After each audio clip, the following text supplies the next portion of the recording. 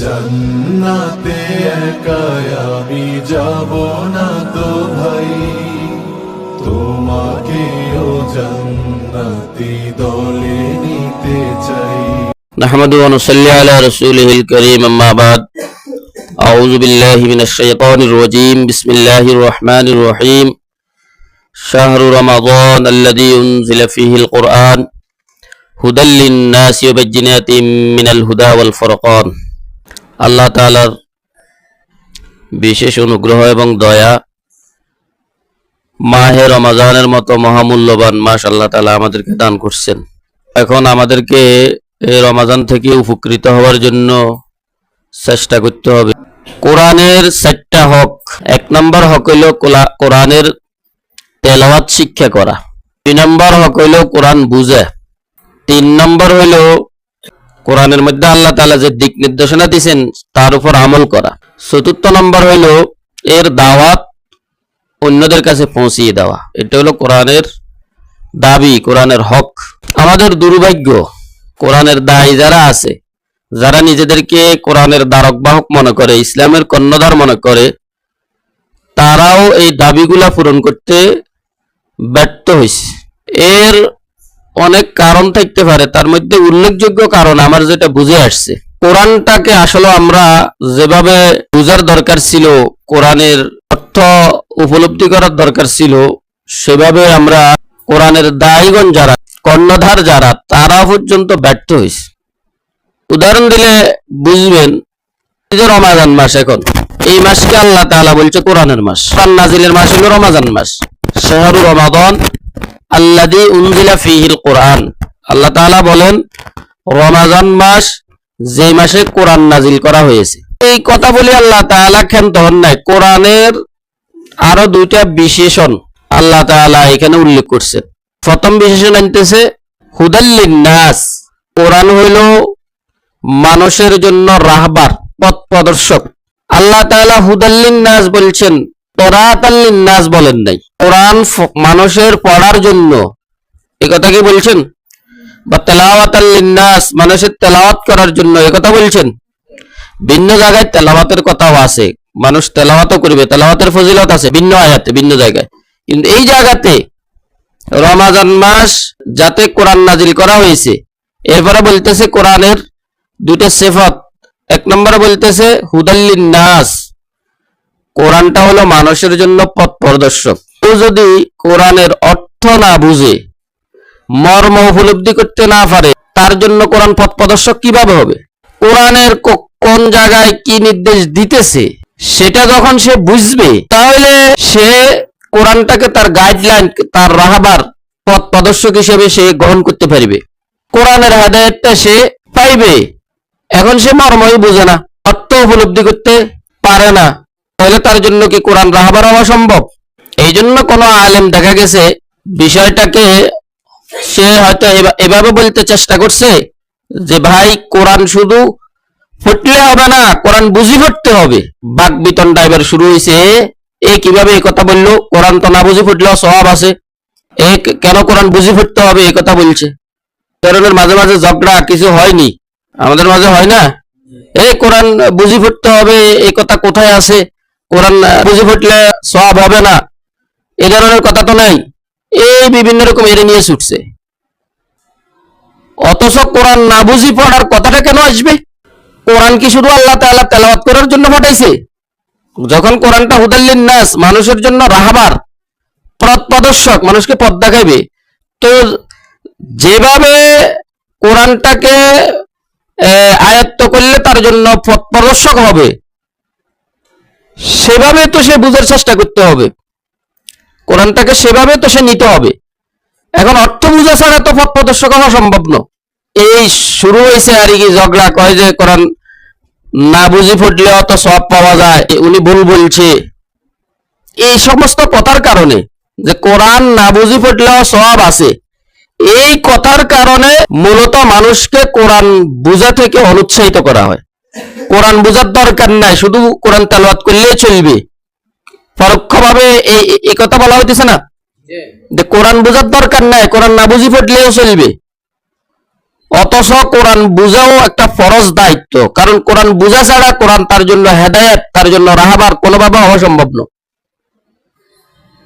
সবার জন্য কোরআন বুঝার আবশ্যকীয়তা আছে না নাই? সবার জন্য জরুরি কোরআন বুঝা। এখানে আল্লাহ তাআলা হুদাল্লিন নাস বলছেন, তেলাওয়াতাল লিন্নাস আর কিরাআতাল লিন্নাস বলেন নাই। এক বললাম। 2 নম্বর ওয়াবাজ্জিনাতিম মিনাল হুদা ওয়াল ফুরকান। আমাদের মাঝে একটা কথা খুব ব্যাপক হারে প্রচলন আছে, কোরআনের অর্থ সবাই বোঝা সম্ভব নয়, কোরআন বুঝতে হইলে এত এত জ্ঞান লাগে, এত এলেম লাগবো, কত কথা বলা হয়। মানুষকে কোরআন বুঝার প্রতি এর দ্বারাই অনুৎসাহিত করা হয়। অথচ আল্লাহ বলেন ওয়াবাজ্জিনাতিম মিনাল হুদা ওয়াল ফুরকান, মানুষের জীবন পরিচালনার যে সকল বিষয় রয়েছে, যে হেদায়েত রয়েছে, যে অল ফুরকান সত্য মিথ্যা পার্থক্যকারী, ভালো মন্দ যে পার্থক্যকারী যা রয়েছে, এই সবগুলো হইলো স্পষ্ট। আমাদের মাঝে এইটাও একটা প্রচলন আছে, কোরআন বোঝা সবার দ্বারা সম্ভব নয়। এই কথা বলি মূলত কোরআন বোঝার প্রতি অনুৎসাহিত করা হয় মানুষকে। তার কারণে দেখা গেছে আজকে মানুষ বিভিন্ন ভ্রান্ত মতবাদ লালন করতেছে, বা কোরআনের সুস্পষ্ট হেদায়েত, সুস্পষ্ট বিধানগুলা মানুষ জানে না, কোরআন পড়ে না, কোরআন মানুষের ঘরে নাই, কোরআন বুঝার জন্য চেষ্টাও করে না। এটাকে বানাইছে এক ধরনের ওই হিন্দুদের ঠাকুরবাদী ধর্মের মতো। হিন্দু ধর্মের মধ্যে একটা প্রচলন আছে, এই ব্রাহ্মণের ছেলে ব্রাহ্মণ হবে, ঠাকুরের ছেলে ঠাকুর হবে। তাদের ওই ধর্মীয় যে সকল গ্রন্থ আছে, এটা তারা ছাড়া অন্যরা স্পর্শ করাও নিষেধ। এটা তারা বুঝবে, তারা পড়বে। এক ধরনের আমাদের সমাজেও অবস্থাটা এখন এরকম হয়ে গেছে, কোরআন এটা হুজুররা বুঝে, হুজুররা বুঝবে, এটা আমাদের দ্বারা বোঝা সম্ভব নয়। আমরা দুর্বল, আমাদের সেই জ্ঞান নেই, বাস হুজুররা যা বলে তার উপর আমরা চলব। এখন হুজুররা পড়ছে বিপাকে, ক্ষমতা হয়েছে তাদের কাছে, ক্ষমতাশালীর বিপক্ষে যাইয়া কোরআনের কথাগুলা কেউ ধরতে পারতেছে না। দেখা গেছে চাকরির ভয় আছে, ফিটের ভয় আছে, পদমর্যাদা হারানোর ভয় আছে, বিভিন্ন ভয়ের কারণে সঠিক কথাগুলা বলতেও ব্যর্থ হইতেছে। চাকরি হারাইতে হবে, পদ হারাইতে হবে, অথবা নির্যাতিত হইতে হবে, এই ভয়ে কোরআনের বাস্তব দাওয়াতটা, হেদায়েতটা আজকে উম্মার কাছে, মানুষের কাছে পৌঁছাইতেও পারতেছে না।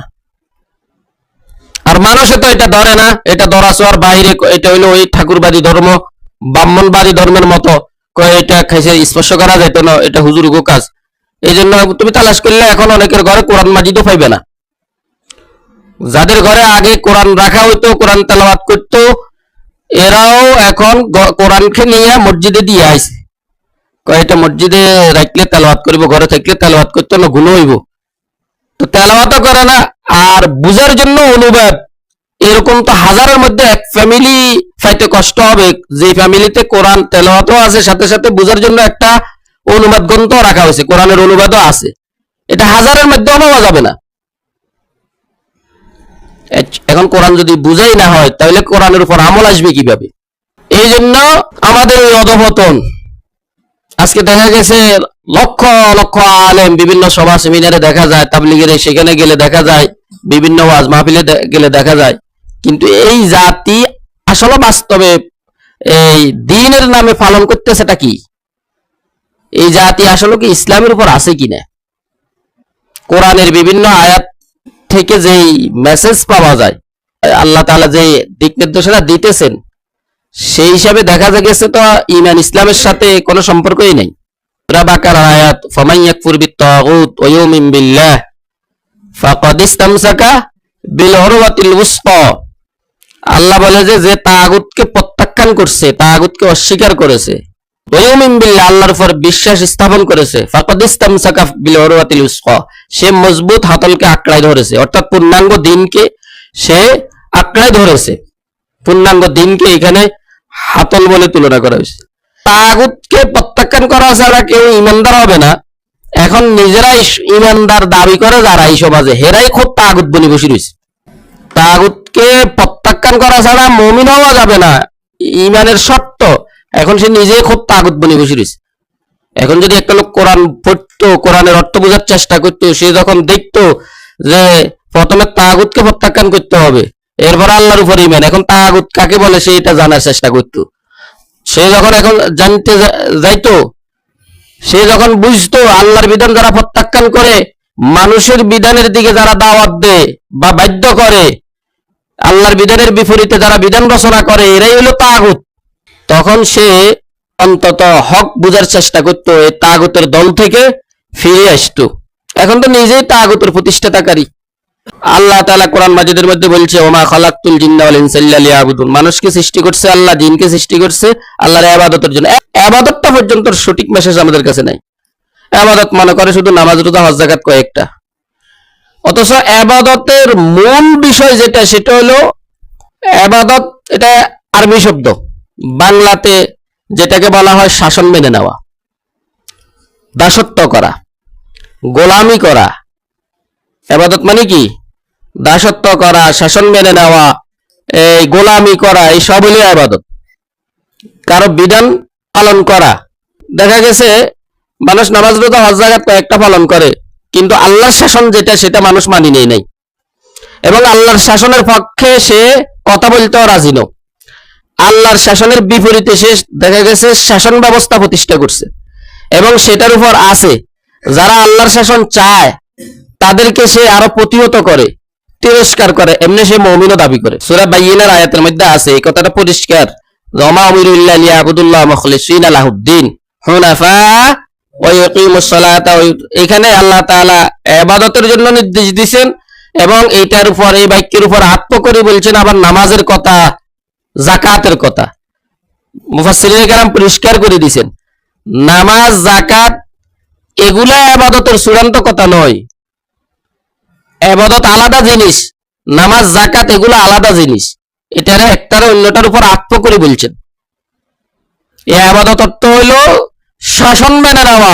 এটা ফেরাউনও বুঝছে, এই জন্য ফেরাউন আয়াতের মধ্যে আছে, অকওমুহুমা লানা আবিদুন, বনি ইসরাইল, মূসা এবং হারুনের সম্প্রদায় এরা আমার আবেদ। আমার আবেদের অর্থ কি? মানে আমার শাসনের অধীন, আমার শাসন মানে আমার ইবাদত করে, মানে আমার শাসন মানে। বনি ইসরাইল ফেরাউনকে সেজদা করতো না, ফেরাউনের কোনো পূজা করতো না। বনি ইসরাইলরা তাদের বাপদাদা, পূর্বপুরুষ ইসহাক আলাইহিস সালাম, ইব্রাহিম আলাইহিস সালামের ধর্মের উপরে ছিল। এরপরও ফেরাউন বলতেছে বনি ইসরাইল হইল অকওমুমা লানা আবিদুন, আমার আবেদ, আমার ইবাদত করে, তার মানে আমার শাসনের অধীন। মূসা আলাইহিস সালাম এক কথা বলছে, অতিলকা নিয়ামাতুন তামুন্নু আলাইয়া আব্বাত্তা বনি ইসরাইল। মূসা আলাইহিস সালামকে যখন ফেরাউন খোঁটা দেয়, তোমারে আমি লালন পালন করছি, এখন তুমি আমার বিরুদ্ধে বলতেছো, তো মূসা আলাইহিস সালাম বলে যে শেষ, তুমি যে আমার লালন পালন করছো, আমার পিছনে খরচ করছো, সেটাও তো এই কারণে ছিল, আর আব্বাত্তা বনি ইসরাইল, বনি ইসরাইল তুমি আবেদ, দাস বানাই রেখছো, তোমার মানে জোরপূর্বক তোমার শাসনের অধীন তুমি রেখে দিয়েছো। এই কারণে তো মূসা আলাইহিস সালাম তো স্বাভাবিকভাবে জন্মের পরে মায়ের কাছে লালিত পালিত তো হইতে পারে না, বাক্স বড়ি নদীতে ফেলা দিতে হয়েছে না, আর সেই কারণে তার বাক্স যাই ফেরাউনের প্রাসাদের পাশে যাই উঠছে। ফেরাউনের স্ত্রী বিবি আসিয়া আলাইহিস সালাম, উনি তাকে লালন পালন করছে। তাহলে ইবাদত মানে হলো শাসন মেনে নেওয়া। দেখা গেছে এই জাতি আজকে এটাও বুঝে নাই। তো কোরআনের মাস, কোরআন নাজিলের মাস, কোরআন নাজিল কেন করছেন আল্লাহ তাআলা? যেখানে এই কথা বলছেন শাহরু রমাজান, রমাজান মাস, আল্লাযী উনজিলা ফীহিল কোরআন, যে মাসে কোরআন নাজিল করা হয়েছে, সাথে শেষে বলে দিয়েছেন কোরআনটা কেন, হুদাল লিন্নাস, কোরআনটা হলো মানুষের হেদায়েত গ্রন্থ, মানুষের রাহবার, মানুষের সংবিধান, জীবন পরিচালনার গাইডলাইন, ওয়াবাজ্জিনাতিম মিনাল হুদা ওয়াল ফুরকান। আর এই জীবন পরিচালনার যে গাইডলাইন, যে হেদায়েত, এটার মধ্যে কোনো অস্পষ্টতা নাই, এগুলো স্পষ্ট, সেই নির্দেশনাগুলো স্পষ্ট, সত্য মিথ্যার মাঝে পার্থক্যকারী যা আছে সবগুলো কি স্পষ্ট। এই জন্য তেলাওয়াতও করতে হবে আমাদেরকে, সাথে সাথে মর্ম বুঝার চেষ্টা করতে হবে, এরপরে আসবে আমল। কোরআনের 4 হক, 4 দায়িত্ব, কোরআনের 4টা হক, 4টা দাবি, 4টাই পালন করতে হবে। 1 নম্বর তেলাওয়াত করা, 2 নম্বর অর্থ বোঝা, 3 নম্বর আমল করা, 4 নম্বর অন্যের কাছে পৌঁছাই দেওয়া, কোরআনের দাওয়াত পৌঁছাই দেওয়া।